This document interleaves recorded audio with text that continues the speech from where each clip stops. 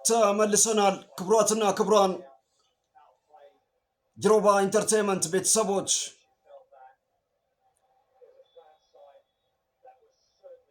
ሶአሊ ሰይድ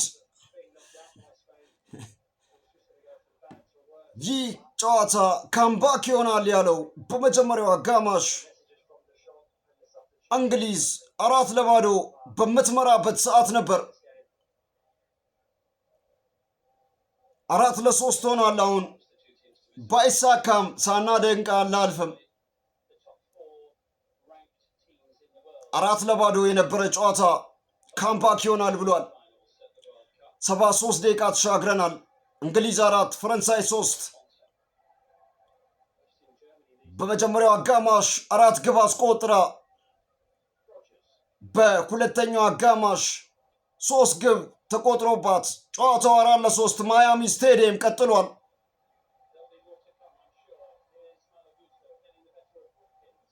ክሊያን ምባፔ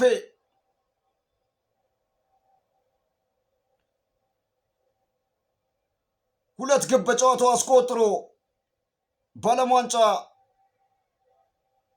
ያስቆጠራቸውን ግቦች 22 አድርሷል። በዚህኛው የዓለም ዋንጫ ደግሞ 10ኛ ግቡን ከሜሲ በ2 ይርቃል። ሌላ ተሻጋሪ ኳስ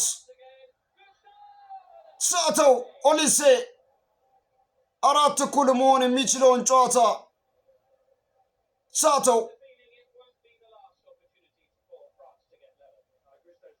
ማሎ ጉስቶ ያሻገረውን ኳስ ደገፍ አረጋለሁ ብሎ ወደ ውጭ ላከው። ሙሌ ይሳካል። ሮባ እንግሊዝ ጥሩ አይደለችም ብሏል። ሁለተኛው አጋማሽ የፈረንሳይ ምርጥነትን ተመለከትን። እንግሊዝ በአንጻሩ ጥሩ አይደለችም። በመጀመሪያው አጋማሽ ፈረንሳይ ጥሩ አልነበረችም። እንግሊዝ 4 አስቆጠረች። ተደንቀን ሳናበቃ በሁለተኛው አጋማሽ ፈረንሳዮች አስደነቁን። ቶማስ ቱሄል ለማስተካከል ምን አደረገ? ምን ሊያረግ አስቧል? 75 ደቂቃ ተሻግረናል።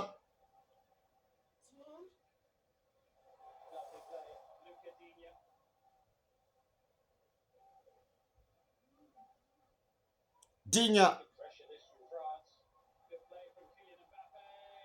ክሊያን ምባፔ ቬንዙዌላዊ ዳኛ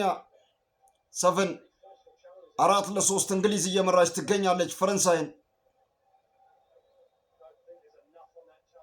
አስገራሚ ጨዋታ 7 ግብ ተቆጥሮበታል በማያሚ።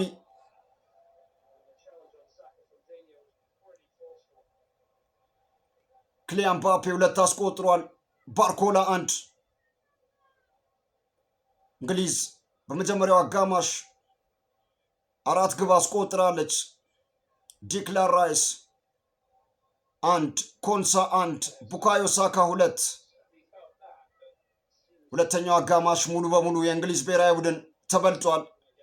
ጁዲ ቤሊንጋምን እየተመለከትን እንገኛለን። ሊቀየር 7 ተጫዋቾችን አሳርፈው ነው የገቡት ሁለቱም ብሔራዊ ቡድኖች። ዋና ተጫዋቾቻቸውን ሁለተኛው አጋማሽ እየከተቱ ይገኛሉ። ምነው አሉ ጎል ጠባቂዎች የት ሄደው ነው ብሏል። ጨዋታው እጅግ ክፍትና ማራኪ ነው። የደረጃ ጨዋታ ነፃ የማጥቃት እንቅስቃሴ ያለው የእንግሊዝ ብሔራዊ ቡድን በመጀመሪያው አጋማሽ 3 አስቆጠረ። ፈረንሳይ በሁለተኛው አጋማሽ የእንግሊዝ ብሔራዊ ቡድን 4 አስቆጠረ። በመጀመሪያው አጋማሽ ፈረንሳይ 3 አስቆጠረች። ስቲል 77 ደቂቃ ላይ ነን። ቀሪ ደቂቃዎች ሌላ ተአምር እንደሚያስመለክቱን ምንም ጥርጥር የለውም። ክቡራትና ክቡራን ኒው ጀርሲ ስቴዲየም ምን ያስመለክተናል? ስፔንን ከአርጀንቲና በፍጻሜ ጨዋታ ያገናኛል። ሮባ ኢንተርቴይንመንትም አብሯችሁ ይህን ጨዋታ ያስመለክታችኋል። ኦስማን ዴምቤሌ እና ኦሊሴ አብረው ቆመዋል። ሮቤል አለማየሁ አብሬያችኋለሁ።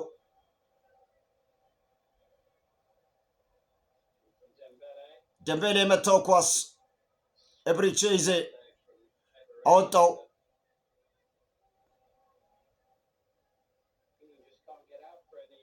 ሰፈን አቀራረብ አሪፍ ነው።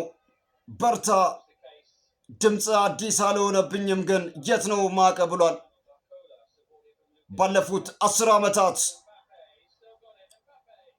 በሬዲዮ፣ በቴሌቪዥን፣ በቀጥታ ስርጭት በተለይ የኢትዮጵያ ፕሪሚየር ሊግ ወላይታ ዲቻ ሲጫወት ከተለያዩ ስቴዲየም እግር ኳስን ስናደርስላችሁ በስፖርት ጋዜጠኝነት 10 ዓመትን ተሻግረናል።